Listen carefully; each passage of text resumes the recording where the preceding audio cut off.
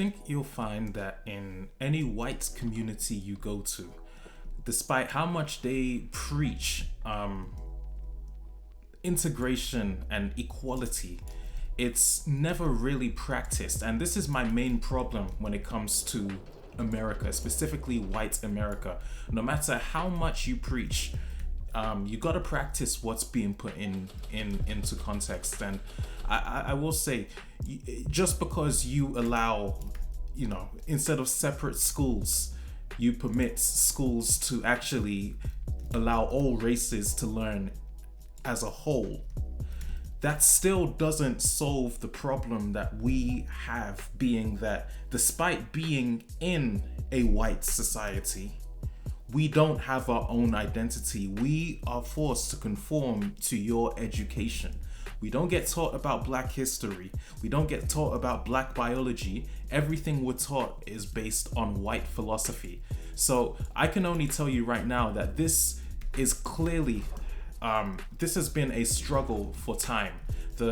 Just the struggle to actually gain a common ground. And my biggest critique of the situation is just noting how anytime you put a white person in position to try and solve the problem is never solved, because as history has provided research and facts, the white person always has to remain in power, whether that's in school, whether that's in society, and even over Black communities. We never really get a solution to the point where we are equal with white people.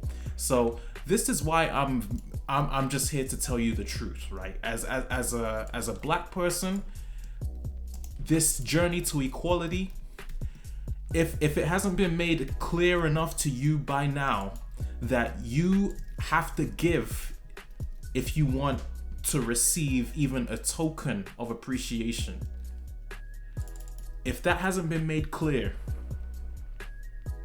then I don't know what your definition of equality is, because we don't have what we need. We don't have our own shops. We don't have our own educational institutions. We are taught nothing about our history. We are taught nothing about our language. We are taught nothing about Africa. And this is the most important teaching to a Black man if you want him to gain some common ground as to where he came from. We know where the white people came from. We know what they've been about. We have no idea what Black people as a whole, we have no idea what we have been about, right? And I'm gonna just state this for the record.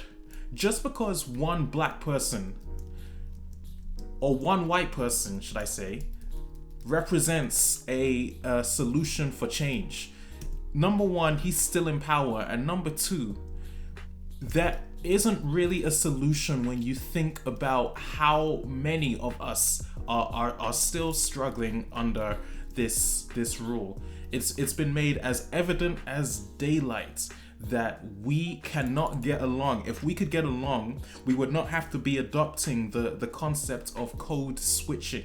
And it's because we are code switching that we have, for some reason, lost our sense of direction to the point where we only know white people for our paycheck. We don't know how to set up our own businesses. And my only thing about this is we must actually take these problems. Like the first step to solving this problem is to actually acknowledge it. We must truly acknowledge what's going on. And without actually coming to reality about what we experience, by hiding it up because we're afraid of what they'll say to us. Listen, there's no point being afraid. Believe me more than anybody else. White people have already made up their mind throughout history about how they view Black people. I don't care how they treat you. I don't care how friendly you are. I don't even care if you're dating a white person. Just remember this. That white person is not your equal. And I can guarantee you, for every relationship I know between a Black person and a white person, the Black person has to sacrifice his or her power. The white person is literally almost never the one to sacrifice, right? Because the white person's not in a position to sacrifice.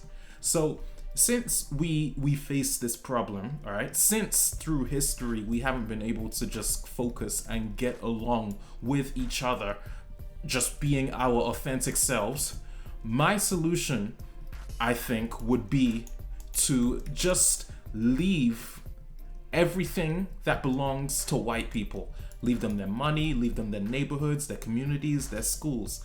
And that same funding that we find our black kids spending on liquor, on dope, on, you know, whatever it is, whatever the funding is. And I'm not saying all black kids spend like this, but I will say that it's common. So whatever funding we have, let us propose a solution to form our own society, form our own belief, where we actually have control over power and politics, where we can solve our own problems and we won't be having to rely on anybody else to kind of cater to us. If you think about this from a realistic perspective, this is gonna hurt, and it even hurts me to think about it. You know that stereotype, or should I say that analogy of how in the black community we have a problem with absent fathers. The white man is basically like the absent father in the black community, in the sense that the black man has developed such a dependence on the white man, especially for pay and for survival. And I understand that, you know, at this present moment we haven't been able to click it, and this is going to be a problem if we don't at least acknowledge this. Like, let's just be real. We don't have the tools to work together. We don't have the tools to actually sit down as brothers and combine our businesses accordingly. So, with that being said, the only solution I can provide for you is to properly assess the situation and provide a appropriate method in order to save the remaining money we have, all right? Since we understand we're in a society where we're locked into the dollar, right? Let us propose how we're gonna save up this money. Let us even request funding, as Native Americans have done so in their journey, in their oppression and in their trial and tribulation. We need to adopt the same mentality and also understand that the same things that the white community have done for themselves, if we just adopt the concept of working together, we're very capable of doing that for ourselves and for our people.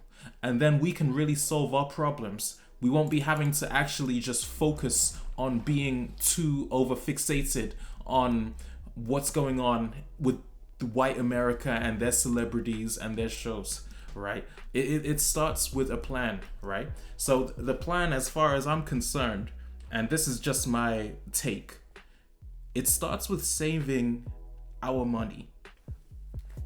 Before the money, we need education, okay? The major weakness of the black community is education.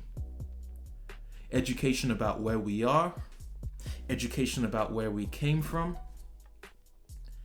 And this is what has led us into a deep, unfortunate pit where we have absolutely no idea in terms of who and what and where. So here's the problem.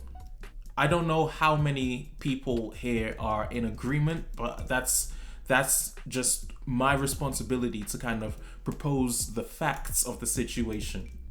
We're not equal with white America, okay? Biologically speaking, we are not equal. We come from two different places. One's hot, the other one cold, okay? That's nobody's fault. That's just how it is, okay? Educationally speaking, if we do statistics on a data, right? Just because us as black people, we have one black funded, we have maybe a few private institutions, that does not compare to the mass education and the abundance of opportunity that white people have when it comes to pursuing educational paths related to their cause and who they are as people. So we need to understand that this is what needs to be worked on. Okay, we do not need to be arguing and fighting about, oh, whose fault was this and what happened in the past. The past is the past, right? I can't control what people have done in the past. It's painful and it hurts, but once you really understand a few things, just, you are not in control of white people, right? You won't be. There has never been a situation where a white person has surrendered his control to a black man, right? The only way you survive as a black man in a white area, or in a white job, or in a white school, is if you conform to them. If you conform to them, if you take on their likeness, if you speak like them. It's literally the only thing that keeps you going in their community. There is nobody alive, okay? There's only perhaps a few people who have learned to be authentic to themselves, but I will tell you that it's not a good look when you just consider the amount of black people who have to take on that level of identity loss in order to sacrifice for white people. Like, what are you sacrificing for? That's my real question. You sacrificing for money? And listen, I'm not saying that this is like a problem because we're not smart people. Guys, listen, you go to Africa, go to West Africa, you'll see some of the most intelligent people, intelligent buildings, businesses, architects, engineers, nurses. Us in Africa, we're effectively working to kind of cater and according a solution to some of these problems that we face. It is just really unfortunate that whatever we learn in Africa, for some reason we abandon the moment we get to the United States, because the white people teach us that our philosophy cannot work, right? They almost push us down. The only way they can push you down is if you go down without a fight, right? You should know through history that as a black person, I don't care what you do to your skin or what you do to your hair, you're still black. You are still black. And that's the sad thing about a lot of the reality that we face, that maybe people don't realize. They don't actually understand that concept of black identity, or the impact of what happens when you have black skin, black DNA, and you abandon the black community, right? And it's sad, because at the end of the day, it's all for nothing. Like, you claim to really focus on some of those problems that we face, but we never ever find ourselves equal in a corporal society. So the only way we're gonna solve this problem is if, since we know, us as black people, we got problems working together, since we know white America is extremely advanced, okay? Extremely advanced. And we have not adopted, certainly have not gone as far as working together. The only way we can truly solve this problem is if we learn the same tools, the same skills, the same and similar way of managing economics, even personal economics. It starts at home at the end of the day.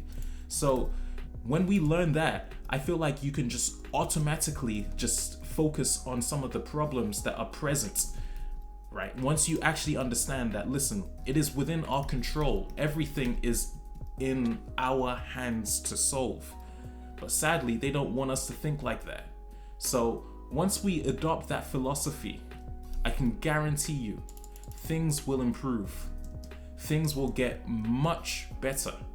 And it's through reading those books, it's through teaching our young students, our young black people, instead of pursuing this life of just being lost and living for the streets, right?